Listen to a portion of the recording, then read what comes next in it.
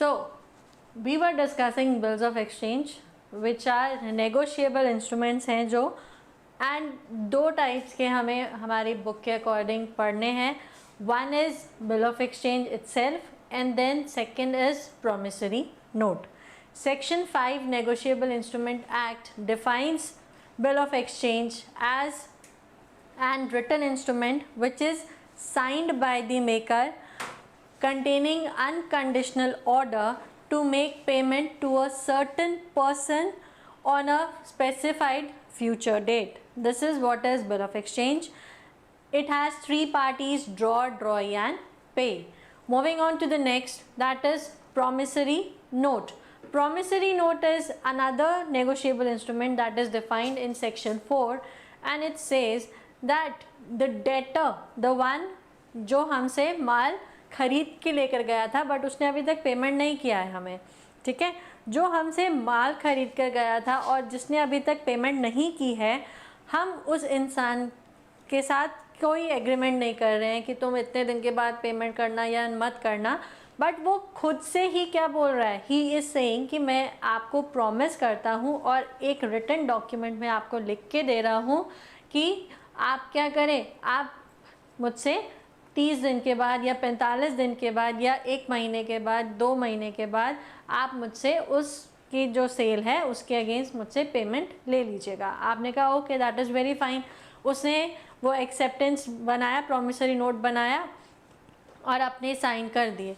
अब आपका उस पर एक्सेप्टेंस देना is not mandatory because it is your right. वो आपका हक है. जब आपने उसे माल बेचा है तो आपका हक बनता है कि उसके अगेंस्ट आप पेमेंट लें, ठीक है. तो एक्सेप्टेंस इज़ नॉट रिक्वायर्ड.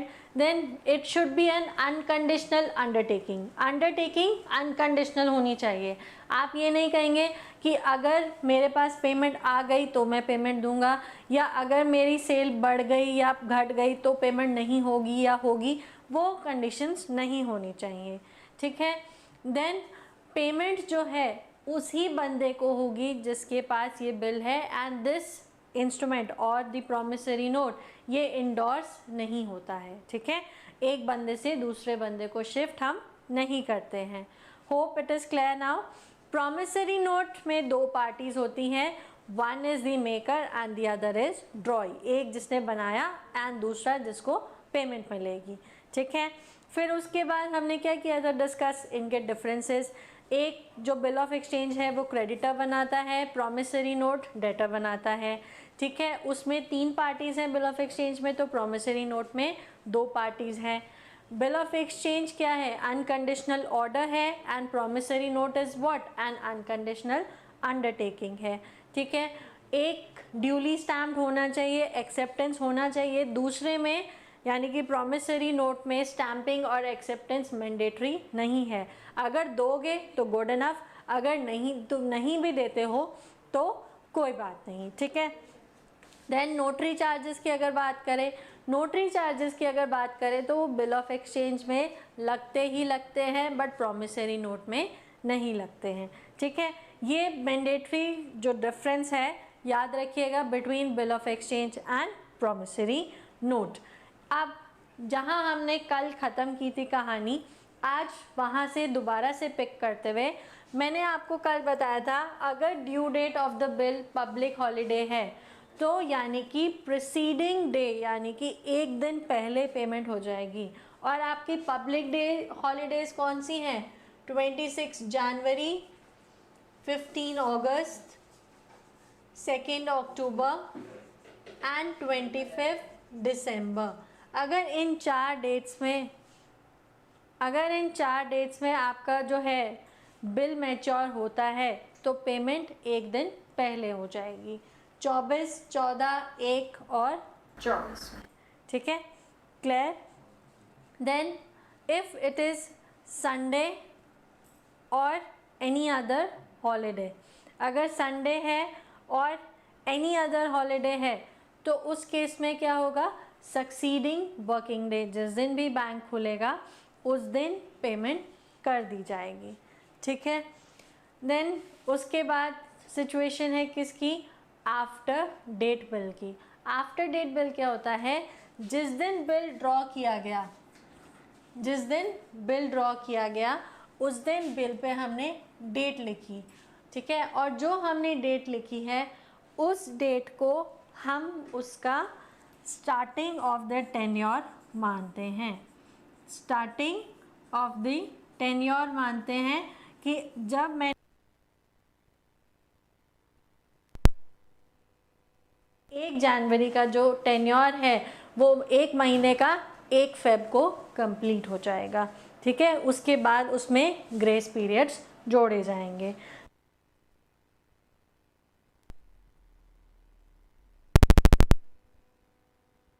ड्रॉई ने उस बिल पे सिग्नेचर कर दिए। जब ड्रॉई ने क्या किए, सिग्नेचर कर दिए,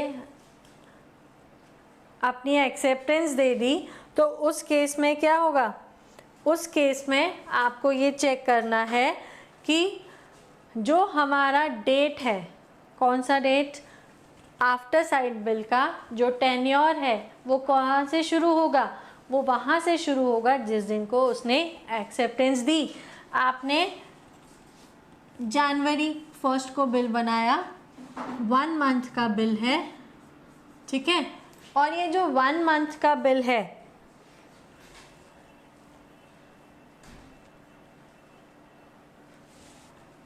ये 1 मंथ का बिल उसने 15 जनवरी को साइन किया, तो सिग्नेचर्स कब हुए, 15 जनवरी को। तो 15 जनवरी का 1 महीने का जो टेन्योर है अब वो कब ख़त्म होगा, 15 फेब को, और फिर उसके बाद उसमें 3 दिन मैच्योरिटी के जोड़े जाएंगे, ठीक है। तो ये हो गया आपका आफ्टर साइट बिल, ठीक है। ये कैलकुलेशन पर्पस के लिए आपका क्वेश्चन आ सकता है। जब आप वहाँ पे प्रैक्टिकल करने बैठोगे तो वहाँ पे क्वेश्चन में ध्यान से पढ़ लेना कि कहीं ना कहीं क्वेश्चन में ये तो नहीं लिखा है आफ्टर डेट या आफ्टर साइट, ठीक है। ये मेंशन है अगर वर्ड्स तो ट्रीटमेंट हमारा चेंज हो जाएगा। अब इससे आगे बढ़ जाते हैं।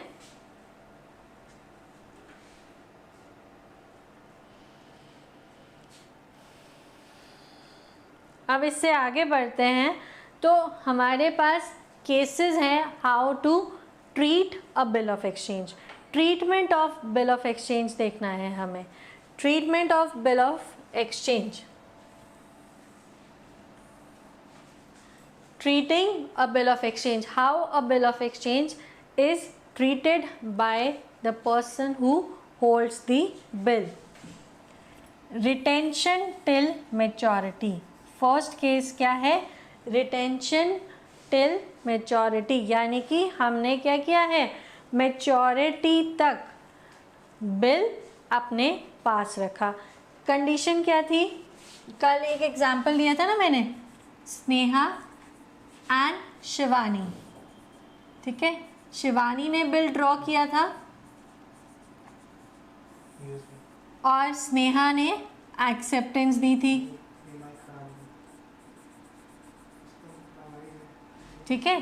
शिवानी ने बिल ड्रॉ किया, स्नेहा ने एक्सेप्टेंस दी, तो उस केस में शिवानी ने जो है बिल रिटेन किया टिल मैच्योरिटी, और जब शिवानी ने उस बिल को रिटेन किया है मैच्योरिटी तक, तो उस केस में क्या हुआ, पेमेंट भी किसको मिलेगी, शिवानी को मिलेगी, ठीक है। एंड पेमेंट करेगा कौन, Sneha will make the payment, ठीक। Then endorsement of the bill, second condition है इंडोर्समेंट ऑफ द बिल। तो इसमें क्या होगा कि शिवानी ने जो है बिल दिया किसको, शिवा को। कल वाला example again, Sneha Shivani and Shiva, तो स्नेहा ने बिल एक्सेप्टेंस दिया था और अब शिवानी ने उस बिल को क्या किया, उसने शिवा को ट्रांसफ़र कर दिया वो बिल, ठीक है। अब जब उसने शिवा को ट्रांसफ़र किया तो शिवा कौन हो गई, endorser. Shiva is endorser of the bill, ठीक है। अब पेमेंट किसे मिलेगी, शिवानी को ना मिलके पेमेंट मिलेगी शिवा को। क्लियर?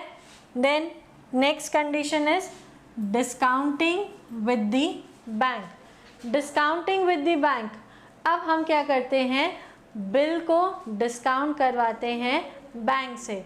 बैंक में जाते हैं और प्री मैच्योरिटी करवाते हैं बिल की, यानी कि जो पेमेंट स्नेहा ने देनी थी शिवानी को, शिवानी अब वो पेमेंट बैंक से ले आई है और फ्यूचर डेट पे बैंक को पेमेंट कौन करेगा, स्नेहा करेगी। ठीक है, तो थर्ड कंडीशन क्या हो गई, डिस्काउंटिंग विद द बैंक। क्या करना है, discounting with the bank. Fourth option क्या होता है, Saint for collection, bill sent for collection. तो यहाँ पे क्या देखना है, बिल सेंट फॉर कलेक्शन में इट सेज कि आपने या तो किसी इंसान को अपॉइंट किया है या किसी कंपनी को अपॉइंट किया है, या आपने बैंक को राइट दिया है कि वो आपके बिहाफ पे आपके बिल ऑफ एक्सचेंज पे भी कर सकता है और रिसीव भी कर सकता है after charging commission from you.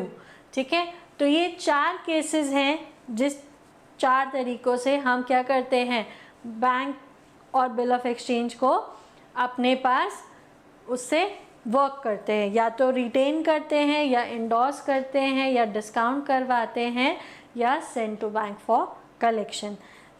इतना क्लियर है अभी तक? कहीं कोई प्रॉब्लम, कोई डाउट है तो पूछ लो फटाफट। बिल्कुल देख सकते हैं, समझने की बात है सर, समझ आ जाए तो।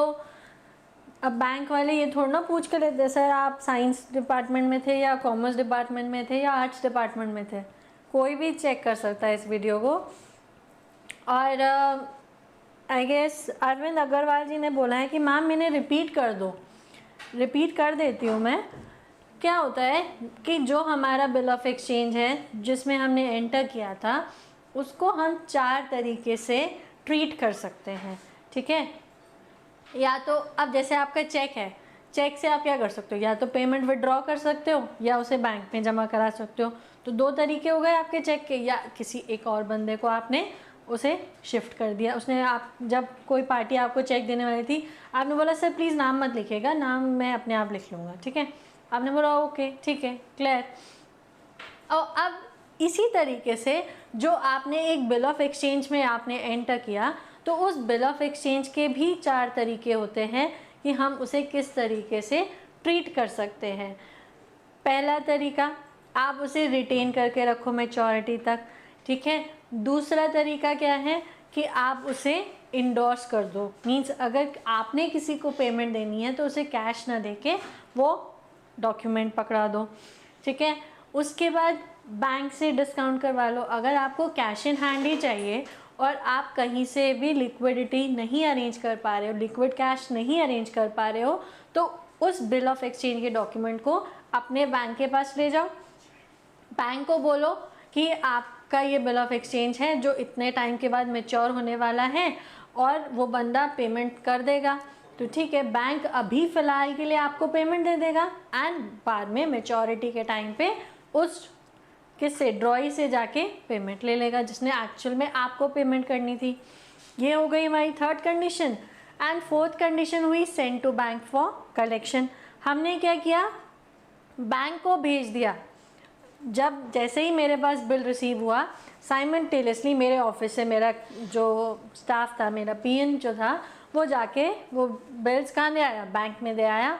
और बैंक में उसने बोला कि जी कंपनी ने बोला है कि आप इन बिल्स के अगेंस्ट या तो पेमेंट कर दीजिएगा या रिसीव कर दीजिएगा। आपने कहा ओके ठीक है।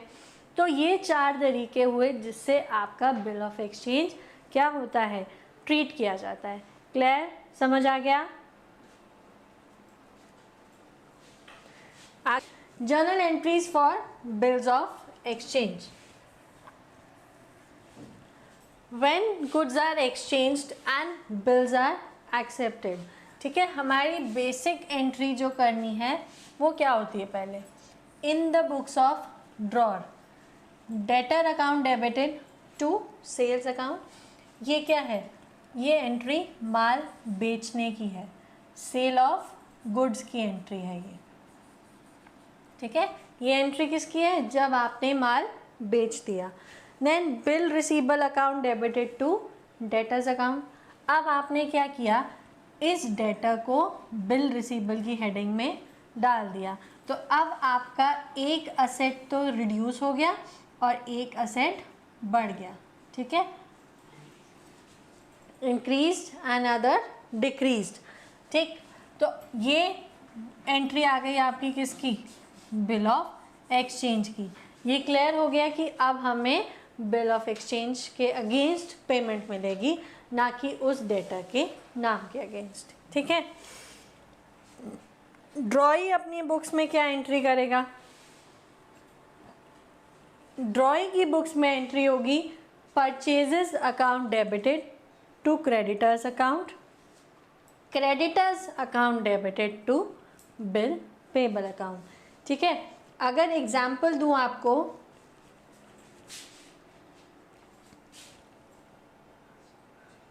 अगर आपको एग्जाम्पल दूं तो ये किताब किसकी है?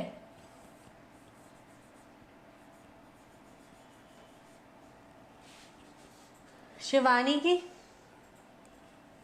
और ये बुक किसकी है? स्नेहा की। क्लियर? सही है? बताना ज़रा। मुझे तो सही नहीं लग रही, मुझे लगता है कि मैंने गड़बड़ की है। बताओ, क्लियर है या सही लिखा है मैंने या गलत लिखा है?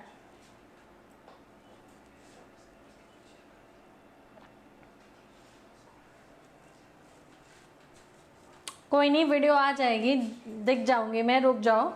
बट पहले मुझे ये बताओ, मैंने सेल परचेज सही लिखी है या नहीं लिखी? मेरे हिसाब से तो ये मैंने गलत लिखा है। परचेजेस किसने की थी? शिवानी ने की थी ना। तो ये बुक्स किसकी होनी चाहिए? शिवानी की होनी चाहिए।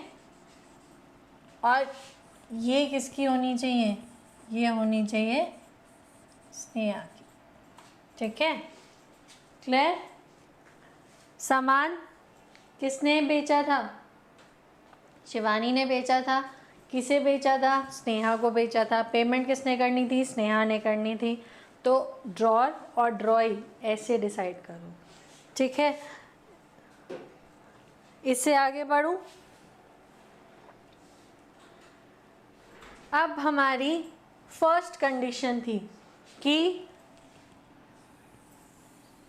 जब बिल हमने मैच्योरिटी तक रिटेन करके रखा, यानी कि शिवानी ने उसे फ्रेम करवा के अपने पास संभाल के रखा है। जस्ट जोकिंग, लिटरली ऐसा नहीं है। द थिंग इज कि अब हमने क्या किया है, बिल को रिटेन करके रखा है, संभाल के रखा है, कहीं उसे इंडोर्स नहीं किया, ना बैंक से डिस्काउंट करवाया, कुछ नहीं। अब जब उस बिल ऑफ एक्सचेंज के अगेंस्ट पेमेंट होगी, तो हमने पिछली एंट्री क्या करी थी? हमने ये किया था, bill receivable account debit to debtor, bill receivable account debit to debtor, हमने ये एंट्री करी थी ना। ये तो क्या था कि अमाउंट ड्यू है, अब क्या है, अमाउंट रिसीव हो गया, तो डेबिट व्हाट कम्स इन, ध्यान से सुन लो मेरी बात, डेबिट व्हाट कम्स इन, तो कैश आया या बैंक में पेमेंट अगर उसने चेक दिया है तो cash oblique bank account debit, ठीक है, cash oblique bank account debit. और क्रेडिट क्या किया मैंने, ये बिल रिसीवेबल जो मैंने पहले डेबिट किया था इसे अब क्रेडिट कर दिया। तो दैट मीन्स ये जो मेरी ट्रांजैक्शन थी ये ख़त्म हो गई, यहाँ पे मेरी बुक्स में अब ये ट्रांजैक्शन एंड हो गई है। जब ये मेरी बुक्स में एंड होगी तो साइमल्टेनियसली दूसरे की बुक्स में भी एंड होगी, तो वो एंट्री क्या करेगा, ड्रॉई मुझे पेमेंट कर रहा है, ठीक है, तो उसके लिए क्या होगा, बिल पेबल अकाउंट डेबिटेड, ठीक है। उसने एंट्री क्या करी होगी, सॉरी, उसने एंट्री करी होगी बिल पेबल क्रेडिट किया उसने और डेबिट कर दिया उसने creditor account, creditor account debited to bill payable. तो अब जब ड्रॉई ने क्या कर दी है, पेमेंट कर दी है, तो उसकी लायबिलिटी ख़त्म हो गई। जब लायबिलिटी ख़त्म करनी है तो अब बिल पेबल को क्या कर दूं, डेबिट कर दूं। तो bill payable account debited to cash oblique bank. अगर मैंने उसे कैश दिया है तो कैश के थ्रू एंट्री करूंगी, अगर मैंने उसे चेक दिया है तो मेरा बैंक का बैलेंस रिड्यूस हो जाएगा। क्लियर हुई फर्स्ट कंडीशन? कोई डाउट इसमें है तो कंडीशन है when bill is discounted with the bank. जब हम इस बिल ऑफ एक्सचेंज को बैंक से क्या करवा लेते हैं, डिस्काउंट करवा लेते हैं। ठीक है, ये हमारी सेकेंड कंडीशन है। तो अब इसमें क्या हुआ कि शिवानी जो है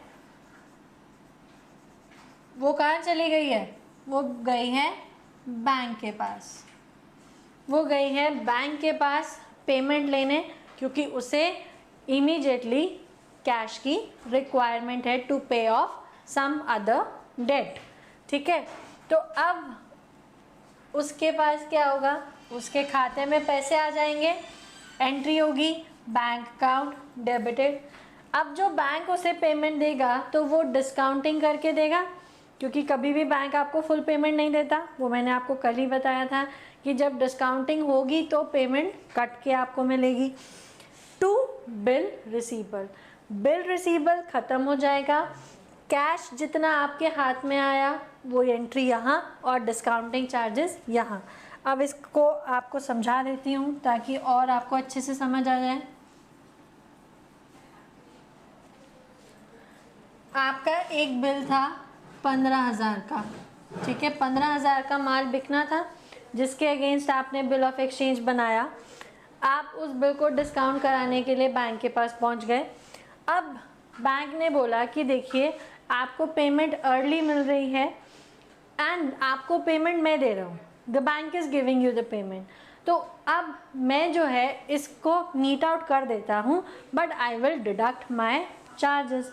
तो बैंक ने अब क्या किया, बैंक ने आपको 14,000 कैश पेमेंट कर दिया और 1,000 जो है चार्जेस चार्ज कर लिए।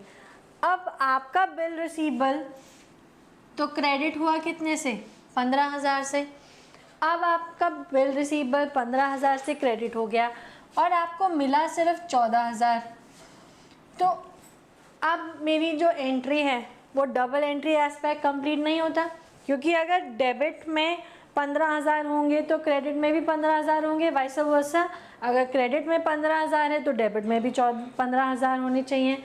तो इस 1,000 के जो गैप है, ठीक है, जो ये 1,000 का गैप है, इसे मुझे रखना है किसमें, डिस्काउंटिंग चार्जेस में। तो 1,000 इसमें आ गया। ठीक है, तो ये क्या होगा, bank account debit, discounting charges account debited to bill receivable. ठीक है, ड्रॉई की बुक में क्या होगा, उसने तो बेचारे ने पेमेंट करनी है। अब वो जब बैंक को पेमेंट करेगा तो पूरी पेमेंट करेगा 15,000, क्योंकि उसे नहीं पता कि बैंक ने आपको कितने डिस्काउंटिंग चार्जेस दिए हैं या आपसे कितने चार्जेस चार्ज किए हैं उस बिल को डिस्काउंट करने के लिए। तो एंट्री क्या हो गई, bill payable account debited to cash या टू बैंक अकाउंट। बट यहाँ पे एंट्री पूरी कितने से आएगी, आपकी 15,000 से आपकी एंट्री यहाँ पे क्लियर होगी। ठीक है, इसमें डबल इफेक्ट अपने आप सेटल हो गया। क्लियर? देन नेक्स्ट, जब हम बिल को इंडोर्स करते हैं, third party endorsement. Third party endorsement क्या होती है, मैंने अपना बिल उठा के जो मेरा राइट था रिसीव करने का पेमेंट, वो मैंने दूसरे बंदे को दे दिया, वो मैंने दूसरे बंदे को दे दिया। तो अब एंट्री क्या हुई, अब यहाँ पे 3 लोगों की किताबें खुली, ड्रॉर, ड्रॉई एंड इंडोर्सी। ठीक है, ड्रॉर की बुक में एंट्री क्या आएगी, इंडोर्सी टू बिल रिसीवेबल। उस बंदे को जिसको पेमेंट या जिसको बिल ऑफ एक्सचेंज दे दिया है उसने, उस बंदे को डेबिट कर दो। वो उसका क्रेडिटर रहा होगा, क्रेडिटर को जिससे मैंने माल खरीदा उसी को तो पेमेंट करूँगी, तो क्रेडिटर को क्या कर दिया मैंने, अब वो बिल उठा के दे दिया। तो क्रेडिटर का अकाउंट अब डेबिट करूँगी, एंट्री रिवर्स करूँगी, क्योंकि अगर मैं ये नहीं दिखाऊँगी तो वो क्रेडिटर्स में भी दिखता रहेगा, दो बार पैसे ले जाएगा। ये थोड़ा ना करना, मुझे एक ही बार के पैसों का जुगाड़ हो रहा है। ठीक है, तो endorsee account debited to bill receivable account. Then यहाँ तो पूछने वाली बात ही नहीं है, उसने तो बेचारे ने हर बार क्या करना है, पेमेंट देनी ही देनी है। इसके यहाँ से तो पैसे निकलेंगे ही, इसके यहाँ से पेमेंट जाएगी बाहर। ठीक है, तो ये क्या हो गया, ड्रॉ की बुक्स में bill payable account debited to cash oblique bank account. फिर इंडोर्सी की बुक में एंट्री क्या होगी, अब इंडोर्सी की बुक में उसे क्या मिला, डेबिट व्हाट कम्स इन, तो उसे मिला बिल रिसीवेबल। वो दिया किसने, टू इंडोर्सर। और फिर जब उसे पेमेंट हो जाएगी, ठीक है, यहाँ पे ये दो एंट्रीज एक साथ लिखी हुई हैं। फर्स्ट एंट्री है कि जब उसने बिल रिसीव किया, तो bill receivable account debited to endorser, bill receivable account debited to endorser. And जब पेमेंट हो गई तो एंट्री क्या हुई, कैश अकाउंट डेबिटेड या bank account debited to bill receivable account, cash account debited to bill receivable account. ये entry हो गई जब हमने क्या किया, बिल को इंडोर्स किया। मैंने अपनी बुक्स में से उस इंडोर्सी का नाम हटाया और बिल रिसीवेबल को क्रेडिट किया। दैट मीन्स मेरे यहाँ से ट्रांजैक्शन ख़त्म हो गई। अब ये नहीं होना चाहिए ना कि मैं भी पहुँच जाऊँ पेमेंट लेने और इंडोर्सर भी लेने पहुँच जाए। पेमेंट तो एक ही बंदे को होगी ना, या तो मुझे या उसे। अब उसके पास बिल है और आप बोलोगे भैया ये मुझसे गलती से ले शिफ्ट चला गया ये बिल, या ये मुझसे चोरी करके ले गया बिल, तो वो पॉइंट जेन्युइन नहीं है, क्योंकि इंडोर्समेंट का भी उस पर क्या होना चाहिए, ऑथेंटिकेशन होना चाहिए, सिग्नेचर होने चाहिए at the time of endorsement also, जब आप बिल को इंडोर्स कर रहे हैं। ठीक है, क्लियर है ये चीज़। नेक्स्ट ट्रीटमेंट है when bill is sent to bank for collection.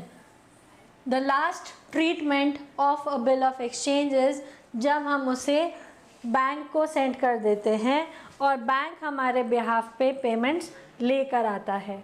ठीक है, तो ड्रॉर की बुक में एंट्री, एक छोटा सा टेम्परेरी खाता खोल दिया मैंने, बिल सेंट फॉर कलेक्शन।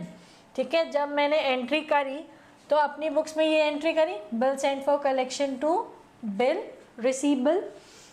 ड्रॉई तो बेचारे की तो कहानी शुरू से लेके एंड तक एक ही चलेगी कि बिल पेबल टू कैश। उसने तो हर हालत में पेमेंट करनी है, चाहे मुझे करे, चाहे बैंक को करे, चाहे इंडोर्सी को करे। ठीक है, अब ये पेमेंट मेरी बुक्स में कब आएगी, book entry at the time of receipt of money. जब वो पैसा मेरे खाते में क्या हो जाएगा, क्रेडिट हो जाएगा, तो मेरी बुक्स में एंट्री क्या होगी, bank account debited to bill sent for collection, bank account debited to bill sent for collection. ये जो टेम्परेरी खाता खोला था मैंने, अब इस खाते को मैंने यहाँ बंद कर दिया। ठीक है, इस खाते को मैंने क्या कर दिया, बंद कर दिया, क्योंकि अब मुझे इसे कंटिन्यू नहीं करना है। ये टेम्परेरीली मैंने खोला था सिर्फ अपने बिल्स को इनकैश कराने के लिए। ठीक है, तो these are the journal entries for the 4 treatments of the bill of exchange: retainment, endorsement, discounting and sent for collection. इसके बाद इसके बाद क्या, इसके बाद टॉपिक ख़त्म। ठीक है, एंड पे आ गए हैं हम इस टॉपिक के। अब इस टॉपिक में हमने जो पढ़ा उससे रिलेटेड अब मुझसे कोई पूछे कि क्वेश्चंस क्या क्या आएंगे, तो मैं क्या बोलूँ कि ये जो सारी थ्योरी पढ़ी उससे रिलेटेड क्वेश्चंस आएंगे। हाँ जी, बिल्कुल आ सकते हैं। Parties to bill of exchange का क्वेश्चन आ सकता है, who is drawer, who is drawee, ये क्वेश्चन आ सकता है। एक्सेप्टेंस कौन से इंस्ट्रूमेंट में रिक्वायर्ड है, ये आ सकता है। देन फिर आपके क्वेश्चंस आते हैं कुछ इस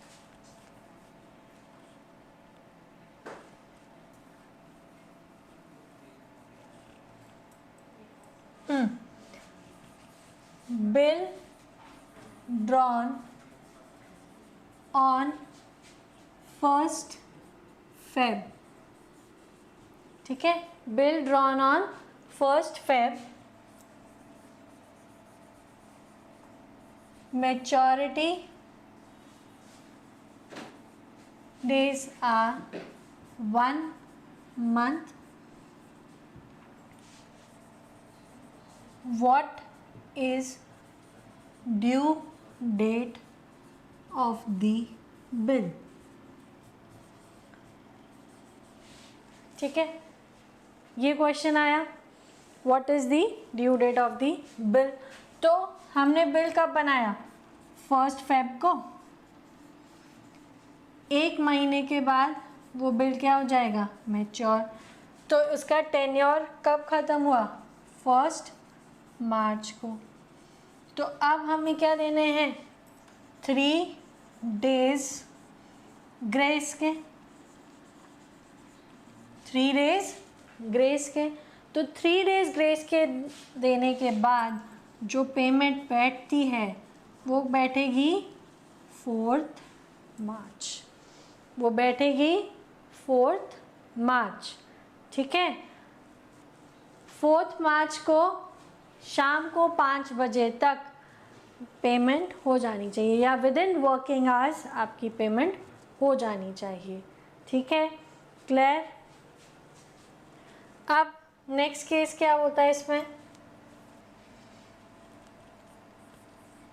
bill drawn on 1st November,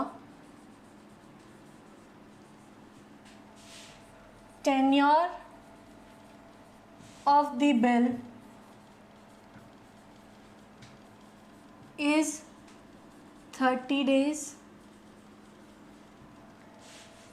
Find out due date। Find out due date। अब एक चीज़ ध्यान में रखना, जब हम मंथ वाइज कैलकुलेशन करते हैं बिल ऑफ एक्सचेंज में, तो जिस दिन बिल बना उसी डेट से उसकी मैच्योरिटी कैलकुलेट होती है। बट जब हम यहाँ पे बात कर रहे हैं तो बिल किस दिन बना है, 1st November को ड्रॉ हुआ है। नवंबर में टोटल डेज कितने होते हैं, 30 डेज। अब इस डेट को आपको छोड़ देना है, तो 30 में से कितने दिन बचे मेरे पास, 29 डेज। तो 29 days of November plus 1 day of December, तो यानी कि मेरा टेन्योर कब ख़त्म होगा, 1 दिसंबर को। अब इसमें जोड़ दो आप 3 ग्रेस डेज, तो पेमेंट हो गई आपकी कब, 4th दिसंबर को। पेमेंट कब हो गई आपकी, 4th दिसंबर को। ठीक है, तो दोनों कैलकुलेशंस में डिफरेंस यही है कि जब आप मंथ वाइज कैलकुलेशन करते हैं तो जिस दिन से वो बिल बना तो वो डेट टू डेट चलता है, और जब आप डेज वाइज कैलकुलेशन करते हैं तो जिस दिन को बिल बना है वो बिल की डेट छोड़ के फिर हम क्या करेंगे, नेक्स्ट से टेन्योर लेंगे। अब एक चीज़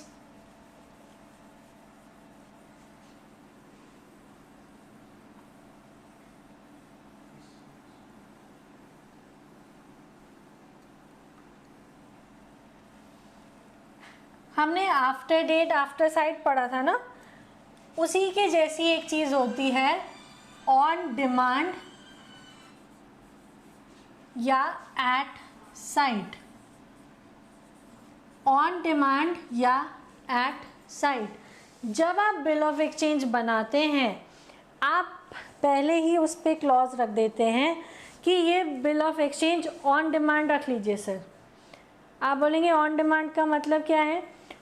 ऑन डिमांड का मतलब है कि जब वो बिल ऑफ एक्सचेंज आपकी टेबल पे प्रेजेंट कर दिया गया, जब वो बिल ऑफ एक्सचेंज आपकी टेबल पे प्रेजेंट कर दिया गया, आपको बोला ये रहा बिल, पे कर दो, आप इमीडिएटली पे करोगे, ठीक है। एट साइट, जैसे ही आपकी नज़रों के सामने आया वो बिल, तभी उसकी पेमेंट होनी चाहिए। ऑन डिमांड, एट साइट, इन बिल्स में there is no grace period, there is no grace period. तो यहाँ पे हमें ग्रेस डेज नहीं मिलते। जो आपका टेन्योर है वो भी मायने नहीं रखता, क्योंकि 15 दिन का या 30 दिन का अगर टाइम भी है लिखा, बट उसमें एक क्लॉज जोड़ दिया गया है कि ऑन डिमांड है, तो जब कॉल किया जाएगा भैया ले आओ, तो दैट मीन्स आपको पेमेंट देनी पड़ेगी, ठीक है, क्लियर। फिर आफ्टर साइट, और वो मैं आपको बता चुकी हूँ आफ्टर डेट बिल का, कि उस केस में एक्सेप्टेंस कहाँ होगी, कैसे होगी। अब कई बार वो आपको क्वेश्चन में घुमा देता है, ठीक है, कई बार वो आपको क्वेश्चन में घुमाता है ऐसे, he says bill drawn on 1st January and accepted on 5th January, what will be the due date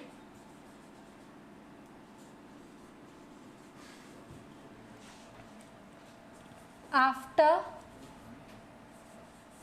1 month if it is a after।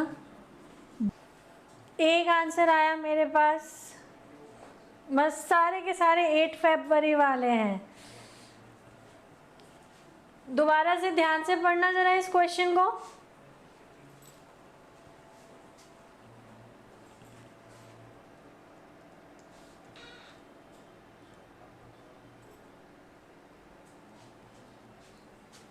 एक कंडीशन अटैच्ड है यहाँ पे, अगर देखो ध्यान से तो कंडीशन क्या है?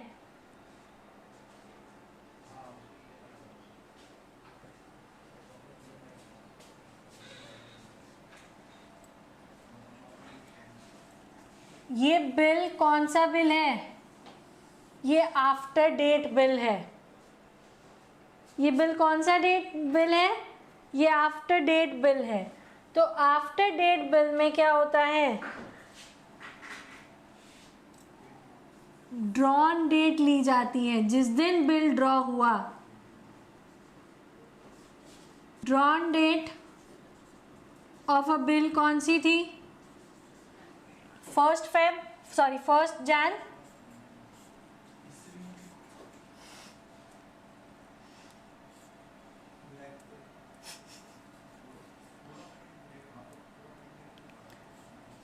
फर्स्ट जनवरी को बिल ड्रॉ हुआ था।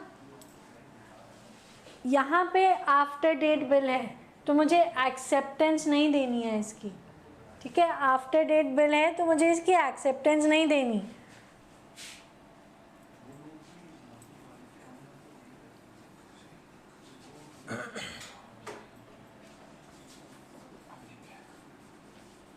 ड्रॉन डेट है उसकी 1st। तो आफ्टर डेट में हम क्या कंसीडर करेंगे? 1st जनवरी से। इस लाइन को भूल जाओ। एक्सेप्टेंस वाली लाइन भूल जाओ। तो अब बताओ, 1 जनवरी से 1 फेब, 1 महीना कंप्लीट, और 4 फेब को मेरी ड्यू डेट, क्योंकि मैंने क्या जोड़े हैं, 3 दिन ग्रेस के, मैंने 3 दिन ग्रेस के जोड़ दिए। ठीक है, क्लियर हो गया, कंफ्यूजन दूर, टॉपिक ख़त्म। ठीक है, ये जो बिल ऑफ एक्सचेंज का टॉपिक है, इसमें जो मैंने आपको लास्ट में एग्जांपल्स बताए, इसी तरीके के क्वेश्चंस आते हैं। आप लोगों के पास NS टूर के MCQs की बुक होनी चाहिए, जो आप प्रैक्टिस करें, क्वेश्चंस उससे सॉल्व करें। कोई क्वेरी है वो पूछ लीजिए। कुछ क्वेश्चंस हैं जो मैं भी आपको प्रोवाइड करा दूंगी जब हम इसका प्रैक्टिकल सेशन करेंगे। ठीक है, तब तक के लिए थ्योरी रिवाइज करो, अपने बेसिक्स स्ट्रॉन्ग करो, कि आपको पता होना चाहिए कि आपको अगर ये क्वेश्चन आए तो आपको उसमें क्या करना है। ठीक है, तब तक के लिए कीप रिवाइजिंग। एंड जाने से पहले एक बात पूछ लेती हूँ, डाउट्स हैं? All clear? बाउंस तो नहीं हुआ ना? ऑल क्लियर का मतलब ये भी होता है कि मैम दिमाग में कुछ घुसा ही नहीं तो बाउंस ही हो गया सबका सब।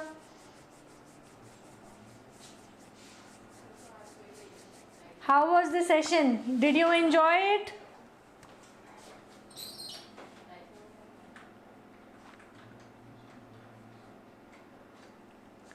डिसऑनरिंग ऑफ अ बिल इज जब आपका जो ड्रॉई है जिसने एक्सेप्टेंस दी थी, वो पेमेंट से डिनाई कर गया, that is dishonouring the bill. Means the person who was meant to make payment, he did not make the payment. Topic clear क्यों नहीं है? क्या नहीं समझ आया बताइए, क्या नहीं समझ आया?